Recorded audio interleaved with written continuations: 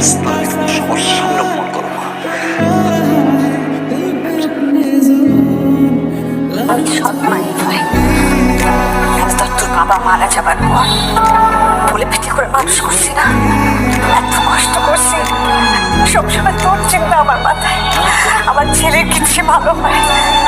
সৎ ভাই যখন থাকবো না তখন এই যে কেক নিয়ে বসে আছি, সে তখন থেকে কখন আসবি কখন আসবি। আমি পয়সা করবো, তুমি যাও।